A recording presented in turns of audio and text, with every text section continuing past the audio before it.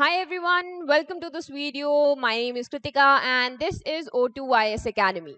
So काफी time से video आया नहीं है, इसका मतलब ये बिल्कुल नहीं है कि पढ़ाई छूट जाती है। पढ़ाई आपको अच्छे से करते रहना है। आगे हम बढ़ेंगे आज अपनी बलोकरा सीरीज के साथ में। हम इसका भी 8 चैप्टर कर रहे हैं।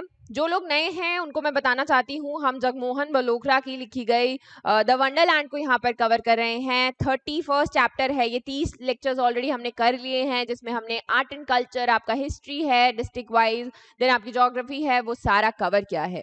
जो अभी हम कर रहे हैं दैट इज फ्रीडम स्ट्रगल। अगर आपने पहले वाले लेक्चर्स नहीं देखे हैं वो आपको हमारे चैनल में एक प्लेलिस्ट बनी हुई है, उसे आप जाकर यहाँ पर चेक कर सकते हैं। If you guys have any kind of questions, you can call on the number of the academy or you can WhatsApp on that, या फिर आप मुझे भी जो है यहाँ पर Instagram पर मैसेज कर सकते हैं। So the people who are preparing from home, since corona is everywhere, but study is the only thing जो आप घर पर बैठे कर सकते हैं। आप लोग हमारी ऐप को डाउनलोड कर सकते हैं प्ले स्टोर से। इन लेक्चर्स के पीडीएफ भी आपको वहीं पर मिलते हैं स्टडी मटेरियल सेक्शन में। It's free of cost available there and you can go and check it out. उसके अलावा जो लोग अभी एग्जाम की तैयारी कर रहे हैं, आने वाले जुलाई में आपका हिमाचल का एग्जाम है, उन लोगों के लिए एक नई टेस्ट सीरीज हम लोग लेकर आए हैं जिसमें 1500 क्वेश्चंस हैं हिमाचल जीके के ऊपर। ये ना सिर्फ जो एचएएस की तैयारी कर रहे हैं बल्कि और एग्जाम्स की भी साथ साथ में जो तैयारी कर रहे हैं, हिमाचल वाला पोर्शन आपका बहुत स्ट्रांग हो जाने वाला है। अनलिमिटेड नंबर ऑफ अटेम्प्ट्स हैं, बहुत सारी आपको इसमें एडवांटेजेस टेस्ट सीरीज से में मिलती हैं। अभी थोड़े वक्त के लिए यहाँ पर एक आपको कूपन भी मिलता है, that is by my name. वहां पर आपको डिस्काउंट मिलेगा off 20%, so you can go and check it out, right. चलिए शुरू करते हैं। हमने लास्ट लेक्चर में क्या देखा था? लास्ट लेक्चर भी हमारा फ्रीडम स्ट्रगल के ऊपर था। उसमें हमने ब्रिटिशर्स का रोल देखा था। सिंस जब हमने डिस्ट्रिक्ट हिस्ट्री पढ़ी उसमें तो हमने देखा है कि जो आपके रूलर्स हैं उनका रोल कैसा रहा है। देन गोरखाज आ रहे हैं, सिख्स का रूल देखा। फाइनली हमने देखा कि ब्रिटिशर्स कैसे एंटर किए हिमालयन स्टेट्स में और किन्होंने उन्हें बुलाया, और पूरी की पूरी जो स्टोरी है वो हमने देखी। लेकिन यहाँ पर एक और पैरेलल स्ट्रगल जो चल रहा था लोगों का, that was with the princely states के रूलर्स के साथ में, क्योंकि वहां पर रूल अच्छा नहीं था, माल एडमिनिस्ट्रेशन था, बहुत ज्यादा एट्रोशियस थे वो, उनके एक्सप्लॉयटेटिव नेचर के सारे रूल्स हुआ करते थे। इसी की वजह से यहाँ पर बहुत सारे मोमेंट्स हमें देखने को मिलते हैं।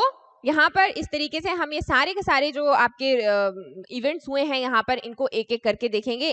इनफैक्ट और भी बहुत सारे हैं जो हम यहाँ पर देखेंगे। आपकी सुकेत की म्यूटनी रही है, रिबेलियन रहे हैं, बहुत सारे इस तरीके से और भी इवेंट्स हैं जो इसमें हम एडअप करने वाले हैं।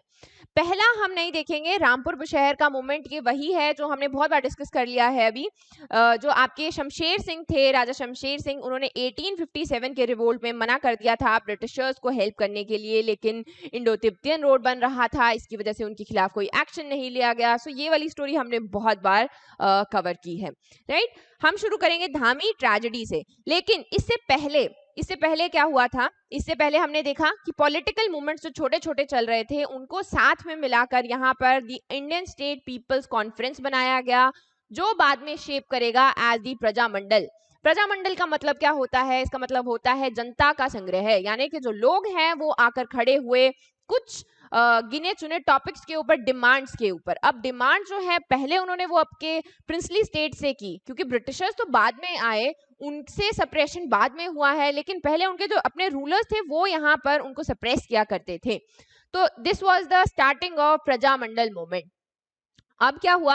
इसका जो आपका all India states people conference है, इसका पहला सेशन बॉम्बे में हुआ था 1927 में, लेकिन इसमें हिमालयन स्टेट्स ने पार्ट नहीं लिया था। उन्होंने फर्स्ट टाइम पार्ट कब लिया? लुधियाना में 1939 में, जहां पर आपके भागमल सौदा जी वहां पर थे। इन्होंने शुरू किया and he is the reason behind the creation of Prajamandal in the hills, right. हम शुरू करते हैं धामी सत्याग्रह के साथ में।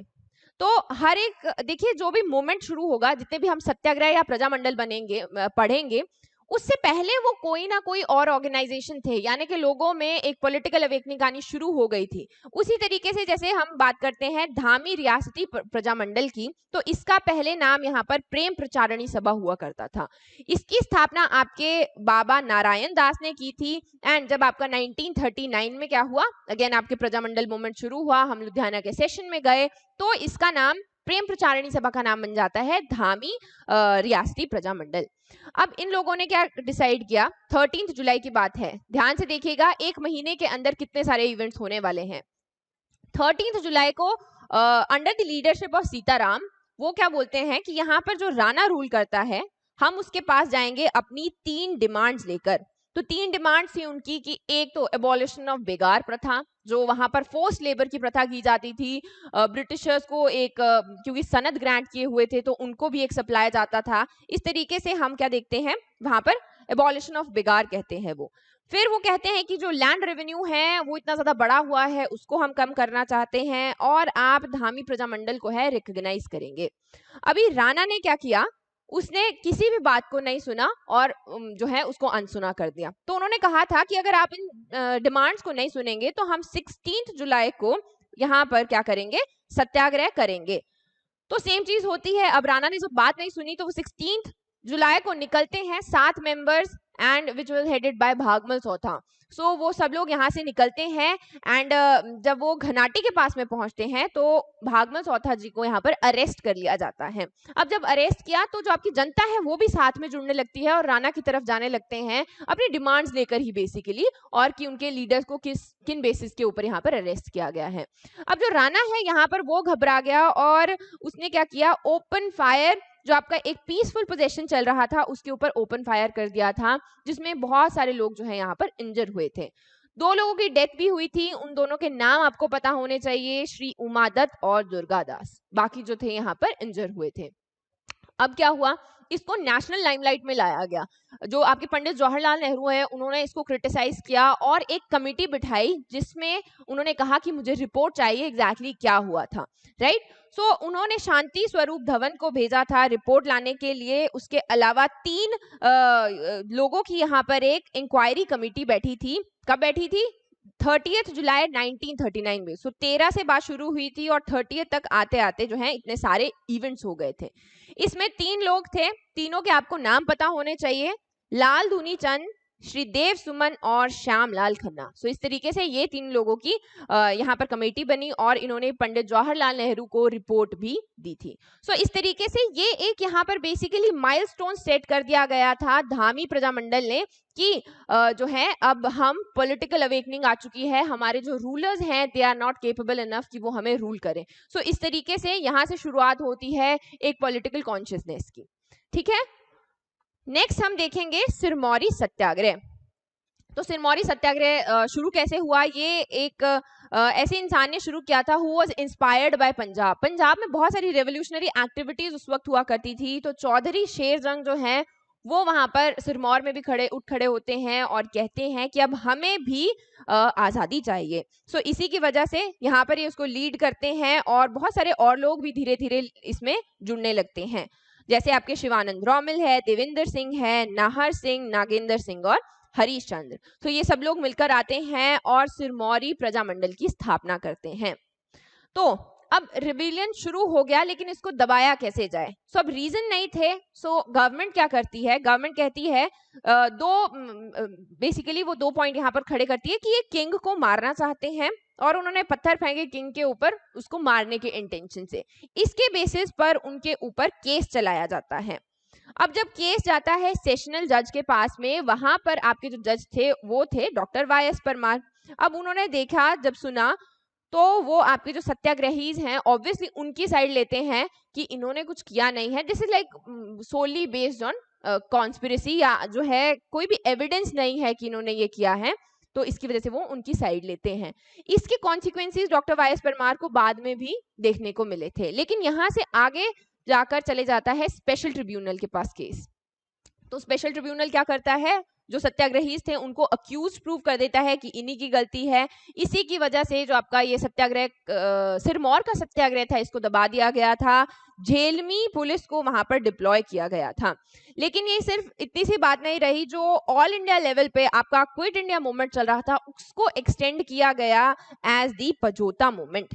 सो पजोता एक जगह है सिरमौर में बेसिकली, यहाँ पे शुरुआत आपके 42 में शुरुआत होती है एग्रेरियन रिफॉर्म से। सो जो इनकी एग्रेरियन सोसाइटी है वो एग्रीकल्चरल रिफॉर्म्स की यहाँ पर बात करते हैं और जो है आगे बढ़ना चाहते हैं उसके साथ में। लेकिन यहाँ पर रूलर अगेन उनकी बात नहीं सुनता, सीधे मार्शल लॉ वहां पर इम्पोज कर देता है। अब जब मार्शल लॉ इम्पोज कर दिया गया तो लोग जो हैं साथ में खड़े होकर रिबिलियन करते हैं, which was headed by Shri Surat Singh Vaidya. वो यहाँ पर खड़े होकर अपनी आवाज उठाते हैं सिरमौर के राजा के खिलाफ।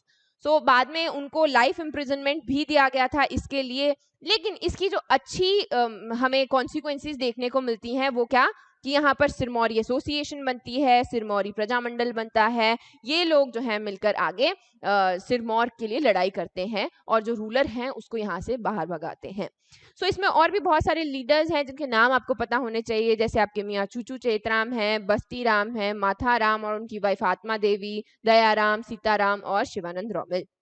सो इन सब के नाम हमें यहाँ पर देखने को मिलते हैं। लेकिन जो आपको यहाँ पर सिरमौर सत्याग्रह पता होना चाहिए, सिरमौरी प्रजामंडल पता होना चाहिए और पजोता मूवमेंट पता होना चाहिए। सो ऐसा नहीं है कि पजोता मूवमेंट हम अलग से तो नहीं पढ़ रहे हैं, लेकिन काइंड ऑफ ये इसकी एक्सटेंशन थी कि लोगों में जो एक डेस्परेशन था वो काफी पहले से चला आ रहा था और फिर वो जो फटा है वो ऐसे टाइम पे जब उनके रिबिलियन को बहुत ज्यादा सप्रेस किया जा रहा था और जो रूलर्स थे वो उनकी बात नहीं सुन रहे थे, उनको एक्सप्लॉइट कर रहे थे, right.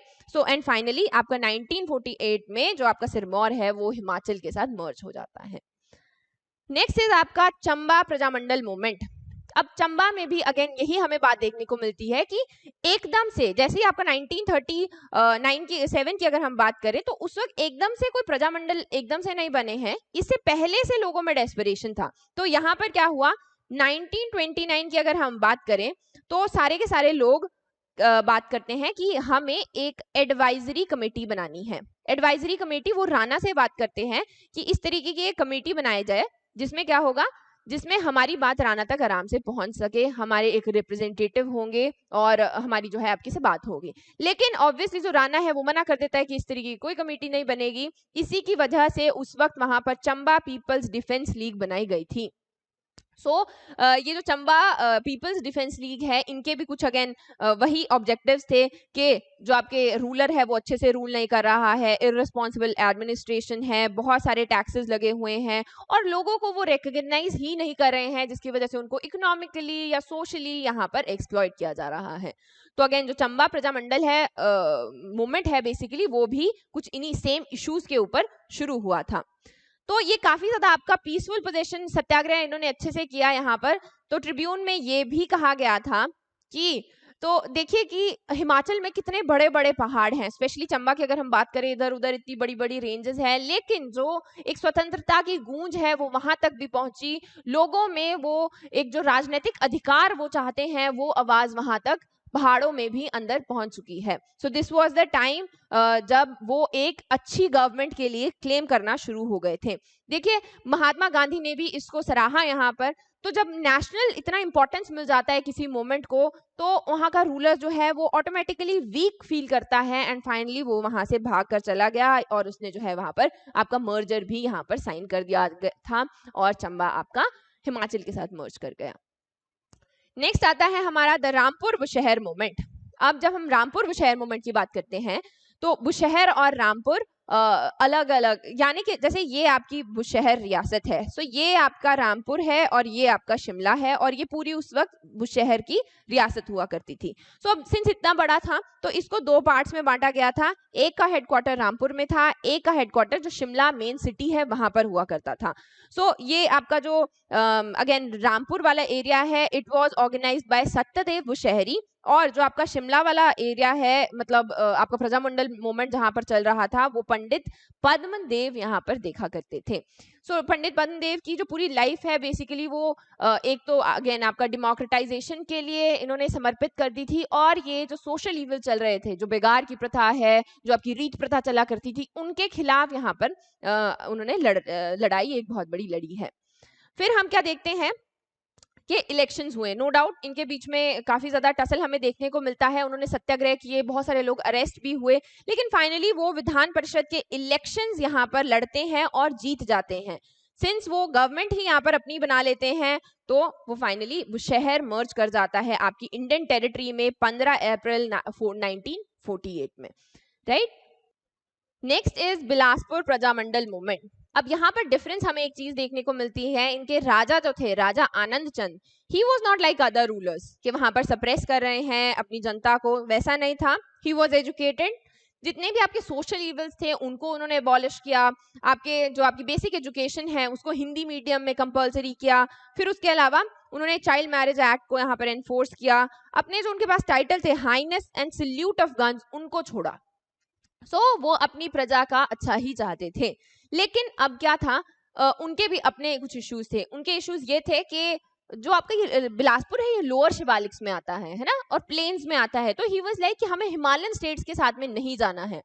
Now you might grill me for this, लेकिन बहुत जगह जो है ये भी लिखा गया है कि उन्होंने कहा कि या तो मैं पाकिस्तान के साथ जाऊंगा या तो मैं पंजाब के साथ जाऊंगा, लेकिन मैं नहीं चाहता कि हम हिमालयन स्टेट के साथ में मर्ज हों।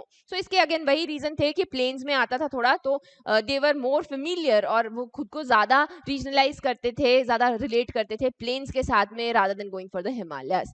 सो इसी की वजह से रूलर बहुत स्ट्रांग थे। अलग से इन्होंने एक आर्मी बना के रखी थी इसी के लिए, ताकि जो प्रजामंडल मूवमेंट है वो यहाँ पर शुरू ना हो। लेकिन अगेन वही बात आ गई कि एकदम से जब पेनिट्रेट वो पूरे हिमाचल में कर रही थी तो यहाँ पर भी करना ही था। तो नरोत्तम दत्त शास्त्री और दौलत राम सांख्यान, ये दो नाम आपको पता होने चाहिए जब भी हम बिलासपुर प्रजामंडल मूवमेंट की बात करेंगे। दीज वर द वन जिन्होंने यहाँ पर इसकी स्थापना की।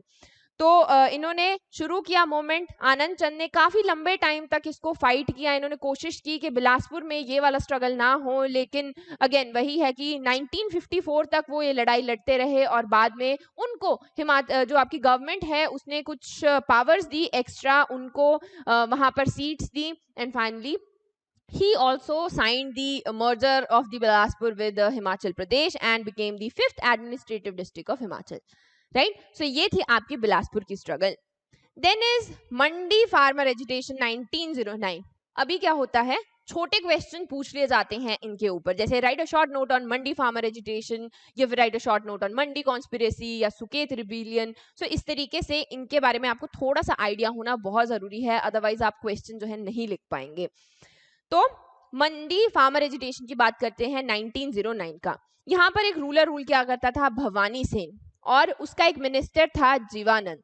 सो ये दोनों मिलके यहाँ पर एक करप्ट एडमिनिस्ट्रेशन चला रहे थे, और जिसकी वजह से जो फार्मर्स हैं मंडी के वो खड़े हुए और उन्होंने कहा कि अब हमें डेमोक्रेटाइजेशन चाहिए।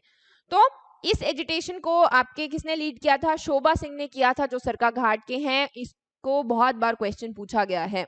ये 20,000 लोगों के साथ चलते हैं और राजा की जो आर्मी है उसके साथ में भिड़ जाते हैं, और राजा की आर्मी को भी वहां से जाना पड़ता है। सो अब करे क्या, अगेन वही किया जो अक्सर रूलर्स किया करते थे, ब्रिटिशर्स को बुला लेते हैं कि आ जाओ, तुम्हारी जो है हमें यहाँ पर हेल्प चाहिए। अब ब्रिटिशर्स के पास नो डाउट इतनी बड़ी आर्मी थी एंड एवरीथिंग, सो वो हेल्प करते हैं, एंड फाइनली वो इस एजिटेशन को यहाँ पर जो है सप्रेस करते हैं, और वापस से आपके भवानी सेन को एस्टैब्लिश करते हैं मंडी की सीट के ऊपर। Next is Mandi conspiracy of 1914 and 15। So conspiracy ये गदर पार्टी से यहाँ पर इन्फ्लुएंस रखती है, उनसे इंस्पायर्ड थी। तो कुछ लोग जो हैं मिलकर क्या करते हैं, वो कोशिश करते हैं कि हम जो मंडी का वजीर और सुपरिटेंडेंट है उनकी यहाँ पर हत्या करेंगे और बाद में ट्रेजरी को यहाँ पर लूटेंगे। लेकिन उससे पहले ही ये बात खत्म हो गई थी, वो पकड़े गए थे। जो आपके मेन लीडर्स थे जवाहर सिंह, बद्री और सिद्धू खरारा, सो ये इन लोगों को यहाँ पर पकड़ा गया और लॉन्ग टर्म जो है यहाँ पर जेल में दी गई थी। सो इसके बारे में भी आपको यहाँ पर आइडिया होना जरूरी है। Next is Theog movement. अभी ठ्योग मूवमेंट आपकी 1926 की है, ये याद रखना है, पहला जो आपका एक पॉइंट रहेगा। देन इज वहां पर कौन रूल क्या करता था, उनका नाम था राणा पद्माचंद। इनके खिलाफ जो है पब्लिक यहाँ पर खड़ी हो जाती है। पब्लिक तो खड़ी होती ही है, इनका रूल अच्छा नहीं था, इसकी वजह से इनका भाई जिसका नाम था मियां खड़क सिंह, वो ही खड़ा हो गया था कि अब जो है इनको रूल छोड़ना होगा। लेकिन 1926 में थोड़े टाइम के लिए रिबिलियन देखा गया, और जो आपके ये मियां खड़क सिंह हैं ये खनेती चले गए बसने के लिए। 1927 में अगेन ये जो आपकी रिबिलियन की भावना है ये लोगों में जागती है, और जो आपके राणा है इनका अपना बेटा करमचंद और उनकी राजमाता जो है वो इकट्ठे हो जाते हैं एंड जो यहाँ पर है हमें एक रिबिलियन देखने को मिलता है। लेकिन सिंस अगेन जो ब्रिटिशर्स हैं उनकी बात हम करते हैं, वो डिप्टी कमिश्नर की हेल्प यहाँ पर मांगता है और वो आकर मियाँ खड़क सिंह को और जो लोग हैं उनको कुछ लोगों को अरेस्ट करते हैं एंड फाइनली जो आपका ये मोमेंट है Theog moment, it came to an end as well, right. Next is Himalayan hills state all regional council. So इसमें क्या इंपॉर्टेंट है, जो आपके ये प्रजामंडल मूवमेंट चल रहा था इसमें जो ये रीजनल लेवल पे इसको छोटे छोटे बने उनको ही हम हिमालयन हिल स्टेट्स ऑल रीजनल काउंसिल कहते हैं। ये रीजनल है, फिर इसके नीचे सब रीजनल भी हुआ करते थे। इसकी स्थापना कभी की गई थी? इसकी स्थापना की गई थी जनवरी 1946 में। देन उसके बाद में इसकी मीटिंग्स होती रहती थी, फिर इसकी दूसरी मीटिंग आपकी शिमला रॉयल्स होटल में भी हुई थी। लेकिन कुछ तरीके के आर्ग्यूमेंट यहाँ पर देखे गए और ये जो आपका Himalayan hill state all regional council है ये 2 टुकड़ों में यहाँ पर बट गया था। फिर हम देखते हैं जो आपका ये काउंसिल है इसमें ये इंपॉर्टेंट है, मैचिंग क्वेश्चन कभी कभी पूछ लिया जा सकता है, आपको परेशान करेगा, इसी की वजह से आपने एक बार देख लेना है। हेड कौन था? हेड आपके डॉक्टर वाई.एस. परमार थे। देन वाइस प्रेसिडेंट कौन थे? 3 थे, एक मंडी से, भज्जी से एंड आपके बिलासपुर से। फिर अगेन जो आपका ट्रेजरर है, प्रमोशन मिनिस्टर है एंड काउंसिल एग्जीक्यूटिव्स हैं, इनको एक बार आपने ध्यान से देख लेना है। देन इज आपका सब रीजनल काउंसिल। इनकी पहली मीटिंग हुई थी जुलाई में 1947 और कहां पर हुई थी? शिमला में, सांगरी में। सो वहां का जो राजा है वो भी वहां से उसको भागकर वो कुल्लू चला गया था आनी में, उसने वहां पर बसना सही समझा रादर देन जो ये आपकी स्वतंत्रता की लहर गूंज रही थी इसके बीच में फंसने से। So next is Suket mass uprising, that is also known as Dhoom uprising, जो आपका 1862 में हुआ था। अभी 1862 थोड़ा आपका टाइमलाइन से बाहर चल रहा है, लेकिन मैं चाहती थी कि जो सुकेत वाला आपके रिबिलियंस हैं इनको आप लाइन में पढ़ें क्योंकि it's more like a story. तो अगर स्टोरी में रहेगा तो आप ज्यादा रिलेट कर पाएंगे, ठीक है। तो इसको स्टोरी की तरह सुनना है। क्या हुआ? सुकेत में एक राजा हुआ करता था जिसका नाम उग्रसेन था। अब सुकेत की हिस्ट्री हमने ऑलरेडी पढ़ी हुई है तो हमें पता है कि कौन कौन से इवेंट्स इसके टाइम पे हुए, किसने सुकेत की स्थापना की थी, ये सब चीजें आपको ऑलरेडी पता होनी चाहिए, राइट। तो यहाँ पर एक राजा है उग्रसेन, वो क्या करता है, उसका एक मंत्री था जिसको उसने वजीर बनाया हुआ था यानी कि प्राइम मिनिस्टर बनाया हुआ था, उसका नाम था नरोत्तम पुरोहित। अब ये उग्रसेन थोड़ा ऐसे रिलक्टेंट रहता था, ज्यादा ध्यान नहीं देता था, सारा का सारा दारमदार जो है वो नरोत्तम पुरोहित के पास में था और वो अच्छा रूलर यहाँ पर बिल्कुल नहीं था। वो बहुत सारे उसकी जो जितने भी माल एडमिनिस्ट्रेशन हमें देखने को मिलता है या बहुत ही ज्यादा वो यहाँ पर एक्सप्लॉयटेटिव नेचर का था। सो वो क्या करता है कि यहाँ पर एक मशवरा जो उसने दिया था उग्रसेन को कि हम क्या करते हैं, हम ब्रिटिशर्स की हेल्प कर देते हैं, इससे पहले हम ब्रिटिशर्स की साइड हो जाते हैं कि वो आकर हमारे ऊपर अटैक करे। तो वो सेम चीज अब करते हैं, लेकिन लोगों में कॉन्शियसनेस आ चुकी थी और वो लोग कहते हैं कि सुकेत जो है वो आपके ब्रिटिशर्स की हेल्प नहीं करेगा। लेकिन यहाँ पर आपका रिबिलियन शुरू नहीं होता है, स्टोरी लंबी है। सो नरोत्तम पुरोहित क्या करता है, अपने एक फ्रेंड को जिसका नाम था लोंगू, उसको यहाँ पर अपॉइंट कर देता है एज दी डेप्यूटी। लेकिन यहाँ पर अब राजा उग्रसेन का जो बेटा है वो खड़ा हुआ और उसने सोचा कि अगर ये अभी अपने मर्जी से यहाँ पर रिक्रूटमेंट करना शुरू हो गया है तो कल को मेरी गद्दी को खतरा है। इसी की वजह से वो उसकी यहाँ पर शिकायत करता है एंड फाइनली जो आपका उग्रसेन है वो नरोत्तम को हटाकर धूंगल को यहाँ पर अपॉइंट करता है। तो अब आपको लगेगा कि अब तो चीजें अच्छी होनी चाहिए, लेकिन ऐसा नहीं था। धूंगल जो था उसका एडमिनिस्ट्रेशन भी यहाँ पर ऑपरेसिव नेचर का ही था। हम देख सकते हैं कि ये कुछ इस तरीके के रूल्स बनाता है, जो विडोज हैं उनको बेचा और खरीदा जा सकता है, जो उनको बेच के पैसा आएगा वो आपके राजकोष में जाएगा, यानी कि जो पैसा है वो कहाँ से ऐसी ऐसी एक्टिविटीज है, इलीगल एक्टिविटीज है, यहाँ पर उसको इकट्ठा किया जा रहा था। रेवेन्यू बहुत ज्यादा हाई था, टैक्स इतना ज्यादा था, लोगों की जो प्रॉब्लम्स थी उनको नहीं सुना जा रहा था। तो अब लोगों में नो डाउट डेस्परेशन तो था ही। तो एक दिन वो एक दौरे पर निकलता है घर चवासी में, तो वहां पर लोग क्या करते हैं, उसको बंदी बना लेते हैं। बंदी भी वो वहां पे उसको 12 दिन के लिए बनाते हैं और राजा से मांग करते हैं कि राजा को यहाँ पर आना पड़ेगा। अब राजा के पास भी कुछ ऑप्शन नहीं था तो वो जाता है, तो लोग उसे बताते हैं कि किस तरीके का एडमिनिस्ट्रेशन चल रहा है और वो परेशान है। इसी राइजिंग को हम धूम अपराइजिंग कहते हैं। अभी राजा को जब ये चीजें पता चली तो उसने दुंगल को 9 महीने का यहाँ पर प्रिजन दिया, उसके अलावा 20,000 उसके ऊपर फाइन लगा। लेकिन इसका मतलब ये नहीं था कि उसने जनता को छोड़ दिया, उसने उनको भी पनिश किया था कि इस तरीके का जो एक रिबिलियन है वो वहां पर नहीं देखने को मिलना चाहिए। उसके बाद वो उसके छोटे भाई लौंगू को यहाँ पर वजीर बना देता है। सो ये आपकी स्टोरी है। ये आपकी काफी नॉन वायलेंट मूवमेंट थी नो डाउट, लेकिन ये वायलेंट भी हो सकती थी क्योंकि लोग इतने टाइम से डेस्परेशन में थे, परेशान थे। तो अगर ये वायलेंट हो जाती तो ये बड़े लेवल पर यहाँ पर इसमें हम जो है आपका ब्लड बाथ देख सकते थे। सो ये थी आपकी धूम अपराइजिंग। फिर हम क्या देखते हैं 1876 में, थोड़े ही टाइम के बाद में एक सुकेत म्यूटनी और होती है। तो यहाँ पर जो रूलर है, आपको ना इनके रूलर्स पता होने चाहिए कि जो पहले वाली सुकेत रिबेलियन था, आपकी धूम अपराइजिंग थी, उस वक्त रूलर कौन था? उग्रसेन। फिर आपकी सुकेत म्यूटनी हुई 1876 की, उस वक्त आपका राजा रुद्रसेन था। रुद्रसेन अगेन सेम ही प्रॉब्लम है, एक्सप्लॉयटेटिव पॉलिसी है, लोगों की नहीं सुनता है। जो आपकी बेसिक चीजें हैं लाइफ की, उनके ऊपर भी, जो आपके पशु पेड़ पक्षी, इन सब चीजों के ऊपर भी यहाँ पर टैक्स लगा हुआ है। तो लोगों का जीना तो ऑब्वियसली वहां पर मुश्किल हो ही जाता है। अब लोगों ने क्या करेंगे? लोग रिबिलियन करेंगे। तो करसोग से आवाज उठती है कि हमें रूलर के खिलाफ यहाँ पर रिबिलियन करना चाहिए। तो सब लोग खड़े हो जाते हैं, अपने जो आपके रूलर है उसकी तरफ चलते हैं। जो सारे के सारे ऑफिशियल्स हैं वो भागकर सुंदरनगर चले गए थे।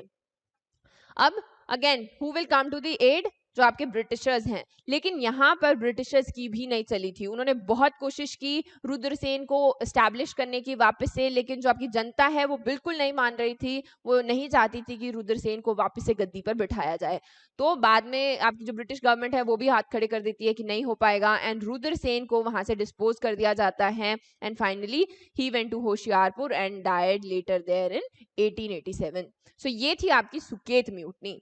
यहाँ पर सुकेत के लोगों का स्ट्रगल खत्म नहीं होता है। 1924 की अगर हम बात करें, वहां पर सेम चीज हमें देखने को मिलती है राजा लक्ष्मण सेन के अंडर। सो माहौल क्या है? माहौल ये है कि पूरे ऑल इंडिया में नॉन कॉपरेशन मूवमेंट चल रहा है। गांधी जी के थॉट्स जो हैं लोगों में पेनिट्रेट कर गए हैं। सब लोग आजादी की बात कर रहे हैं, और यहाँ पर जो आपके लक्ष्मण सेन है वो बुरी तरह से ही वहां पर रूल कर रहे हैं। लोगों की मिजरीज का कोई अंत नहीं है, वो प्रॉब्लम में है, वो किसी के साथ शेयर नहीं कर पा रहे हैं, और जो उनकी इकोनॉमिक एक्सप्लॉयटेशन है उसके तो क्या ही कहने हैं। सो इसी तरीके से यहाँ पर अगेन फिर से आपका रिबिलियन शुरू हुआ, और इस बार शुरू किसने किया? आपके रतन सिंह ने। यही है जो आगे बढ़कर सुकेती प्रजामंडल की स्थापना भी करेंगे। सो ये यहाँ पर एक बड़ा पोजीशन निकालते हैं, सत्याग्रह शुरू करते हैं, और जब वहां से जाते हैं तो क्या होता है? अगेन जो आपका रूलर है उसको भागना पड़ता है, वो भाग के देहरादून चला जाता है। नो डाउट यहाँ पर उसको 4 साल की सजा भी सुनाई जाती है रतन सिंह को, लेकिन अच्छी बात जो है वो ऑलरेडी हो चुकी थी कि रूलर वहां से चला गया था। तो अब वहां पर वो क्या करते हैं? सुकेती प्रजामंडल की स्थापना करते हैं।